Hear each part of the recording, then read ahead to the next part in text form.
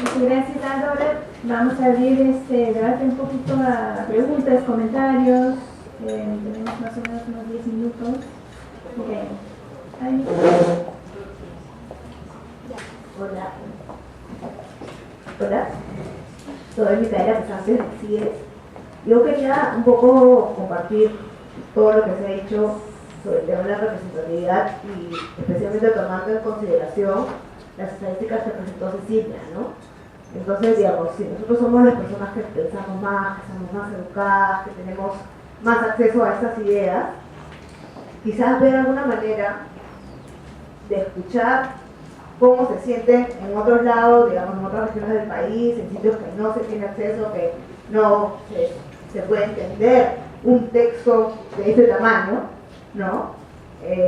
Y ver que eso es lo que se entiende allá, como quedarnos callados, ¿no? O sea, dos orejas, para ver qué es lo que se entiende en esos sitios por democracia, por representatividad, por derechos y por derechos ciudadanos y humanos, ¿no? Son ciudadanos realmente las personas que en el país viven en esas condiciones, ¿no? Entonces, digamos, un poco hacer también ese esfuerzo de traducir, de alguna manera, comunicar mejor lo que nosotros queremos, o sea, y sabemos que son nuestros derechos, ¿no? Que vivir en una sociedad democrática y abierta, ¿no? Porque a veces, justamente por ese tema intercultural, que también me parece que debería ser tan importante como el tema de género, tan importante como el tema de derechos humanos, para podernos un poco entender mejor, escucharnos más y tener un poco más de una sociedad más democrática y más abierta. Gracias, Micaela. Quiero retomar los comentarios del doctor Panfichi. Qué bueno que abrió este debate sobre la democracia representativa versus la democracia participativa. Y yo creo que en las luchas discursivas hemos visto la presentación de estas dos formas de democracia como si fueran dos extremos en una dicotomía. Y la verdad yo creo que es una dicotomía falsa. Sin embargo, sí tiene relevancia esta discusión sobre la democracia liberal versus la democracia representativa en el contexto de los artículos 3 y 4 de la Carta, donde presentan, por ejemplo, la separación de poderes como un elemento esencial de la democracia. Cabe mencionar que para la visión de los que promueven la democracia participativa y protagónica en Venezuela, su creencia es que no es necesaria tal separación de poderes. Entonces, para ellos no están violando la esencia de democracia cuando están minando la separación de poderes. Hasta en el Plan Nacional de Desarrollo de 2007 a 2013, en ese documento, el gobierno de Chávez plantea que la justicia social es más importante que el Estado de Derecho en Venezuela. Entonces, sí hay una discusión ahí muy importante. ¿Por qué creo yo? Porque que no son dos tipos distintos de democracia. Porque ahora justamente muchos en Venezuela que sí apoyaban al impulso participativo, están descubriendo que sin sus derechos políticos, sin el derecho de su autonomía, de poder decir algo diferente a lo del jefe máximo, sin ese tipo de derechos, no puede existir una auténtica democracia participativa y protagónica. O sea, ahí estamos viendo el laboratorio venezolano y la democracia participativa tiene límites justamente por esta desliberalización de la democracia que han tratado de impulsar en ese país.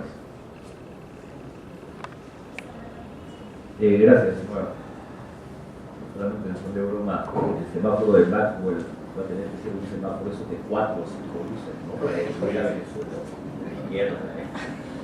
No, pero bueno, voy al tema de la participación que mencionó Aldo. Aldo dijo, la participación nace para fortalecer la representación política. Coincido en parte, probablemente la participación permite construir representación política, especialmente en la conformación de Estados Unidos. Pero ese es otro tema. Lo interesante es que la participación, por lo menos en lo ambiental, encuentra un sistema administrativo de decisión que es jerárquico y se le filtra en horizontal. Y no encuentra la manera de relacionarse de esta forma jerárquica con este mecanismo horizontal. Y entonces la pregunta es, ¿hoy día la participación está ayudando a fortalecer representación política o se le está contraponiendo? Yo creo que es lo segundo, se le está contraponiendo, le está enfrentando, le está desafiando. Y entonces, si quisiéramos que vuelva a ser un mecanismo de construcción de representación política, ¿qué hay que corregir? ¿Por dónde hay que fortalecerlo? Y entonces, claro, hay discusiones como si la consulta debe tener o no capacidad de veto, que fue la última discusión, que finalmente se ha aclarado que no, pero finalmente lo que está haciendo es generando ese desafío, ¿no? Que tenga capacidad de veto la consulta o no tenga, ¿cuál de las dos construye más representación política? Probablemente tenga que ver con convocatoria, poder de decisión final. Entonces creo que hay que mirar un poco los elementos de decisión. Yo soy abogado de profesión y siento que este mecanismo así, con este que se le filtra así, hasta ahora no encuentra respuesta. Y cuando en una facultad de Derecho enseñan Derecho Administrativo, para mí es una historia del derecho. Ya no sirve, ya no existe, ¿no? Ya murió hace tiempo. Entonces esta mezcla, esta combinación hay que tomar. Muchas gracias, Cecilia. Anoche, Martín Belaunde, que es un congresista que está presidiendo la Comisión de Fiscalización, a propósito del caso de este otro congresista que tiene un claro conflicto de intereses porque es dueño de una minera informal y está además interviniendo para modificar o derogar unas leyes que afectan directamente o que pretenden controlar la acción de los mineros informales. A propósito de esto, el presidente de la comisión, que además fue SAR Anticorrupción, decía que había que cumplir tal cantidad de procedimientos que probaran que este señor efectivamente tenía conflicto de intereses para que el Congreso actuara, que en realidad al final iba a ser imposible llegar al punto de considerarlo un violador del orden, etc. O sea, acusarlo. A lo que voy es a que se pide tal cantidad de requerimientos para que efectivamente consideremos a una persona que tiene una alta investidura como corrupta, o a un régimen que tiene claras violaciones a los derechos humanos, a la democracia, como un régimen violador, como es el caso de Chávez, que realmente ese tipo de situaciones, análogas en este caso, nos llevan a pensar, bueno, muy difícil también. O sea, los mecanismos de defensa del poder frente a las violaciones de la corrupción o los riesgos de corrupción o frente a las violaciones democráticas son brutales.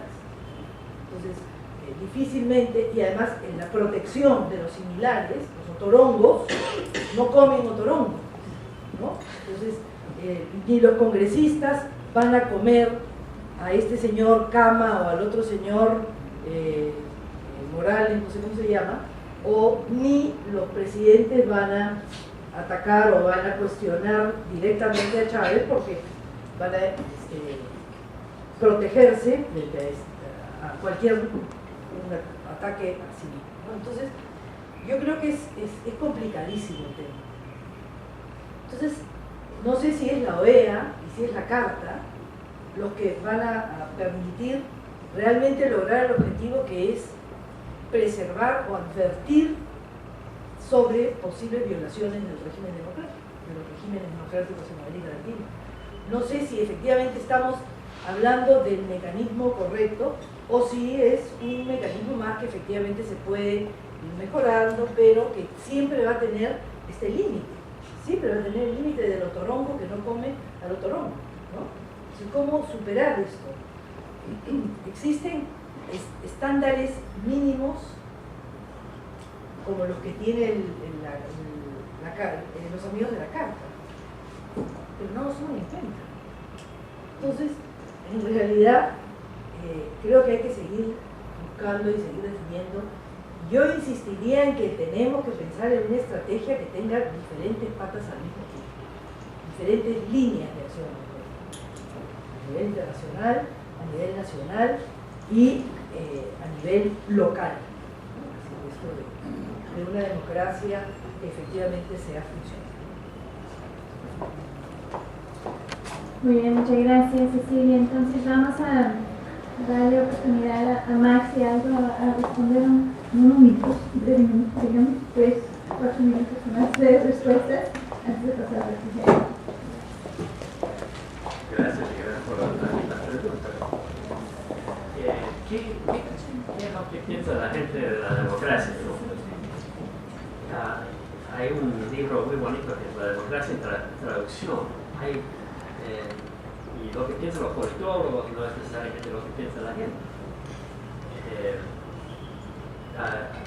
Anteayer Mala dijo que las conversaciones que tenemos en esas reuniones, para mucha gente, si hablamos con ellos sobre ese tema, van a pensar que estamos hablando chino. Después pidió disculpas chino por usar esa frase, pero la idea era que es una conversación muy fuera de su realidad, ¿no? Poco relevancia quizás podría tener a sus preocupaciones. También su comentario de que hay unos que hacen leyes y otros que hacen movilizaciones va a eso, ¿no? De que para mucha gente no sientan que pueden participar en la construcción, no, el sistema jurídico, legal y político no tiene sus intereses y ellos no son participantes en estas instituciones, en este proceso. Entonces, lo que quieren de la democracia son de que los gobernantes los escuchan y que tienen sus intereses. ¿Y cómo? Están muchas veces dispuestos de aceptar que los gobiernos lo hacen por mecanismos clientelares, autoritarios, con tal de que se vean los beneficios.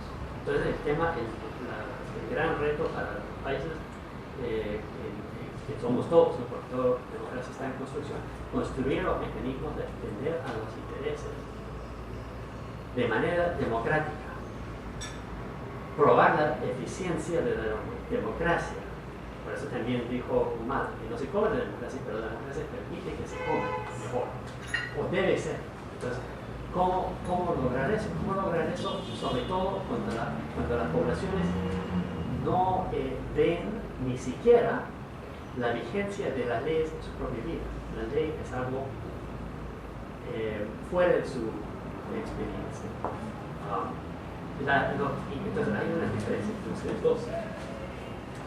Porque, claro, ¿qué cosa es la separación de poderes? ¿Qué son los mecanismos de las instituciones republicanas? La forma de hacer leyes genera la legislatura que hace leyes, el Poder Judicial que las interpreta y las aplica y somete al Poder Ejecutivo al Estado de Derecho. Pero estos mecanismos, desde hace mucho tiempo, han servido los intereses criollos, los intereses de las élites. El problema es cómo convertir estos mecanismos en algo que recoja las preferencias, los anhelos del público y los convierte en ley. De tal manera que la gente ve, eso de tratar los legisladores como torombos, ¿no? Este desprecio que hay hacia las instituciones representativas demuestra el problema, lo ve como, porque por eso el apoyo del autogolpe. Recuerdo en el autogolpe mucha gente decía, hay gente que come chafa. Buena hora que no tiene ninguna importancia. Yo creo que en una encuesta de apoyo mostró que el 50% de los peruanos piensan que la separación de poderes es parte de la democracia. No es parte de su experiencia. Por eso la participación es tan importante. Por eso la participación es el eje del tema. Y en esto estoy un poco sorprendido por el comentario de Aldo. Me gustaría que comentara sobre eso. Yo diría que la democracia es participación en el bien común. Y la representación es una forma de participación esencial, sobre todo en países masivos, países de millones de personas, donde La participación de cara a cara en el quehacer diario es imposible en muchos aspectos, pero la participación directa, no electoral, que está floreciendo en la región andina, y estoy refiriendo a consejos comunitarios, estoy refiriendo a los presupuestos participativos, hay muchos mecanismos de consultas, hay muchos mecanismos de participación no electoral directa, ¿no? Que a mí me parece que tiene gran importancia. ¿Por qué? Porque la democracia tiene que ver con la inclusión en las decisiones que afectan a la vida colectiva. Y hay formas de hacerlo que no son a través de la representación, son la participación directa. Me parece que es válida promover esto como una forma de fortalecer la democracia para que la gente sí diga democracia. ¿Por qué los venezolanos piensan que su democracia es mejor que Chávez? Porque están participando en consejos comunales que le permite tener acceso a recursos que son importantes para su... Ahora, hay gente que tú puedes decir, pero eso no es participación política. Y, por cierto, no es un contrapeso al poder ejecutivo, no lo es. Pero sin embargo es importante para poblaciones que no han sentido incluidos, a veces no han sido atendidos. Creo que lo dejo.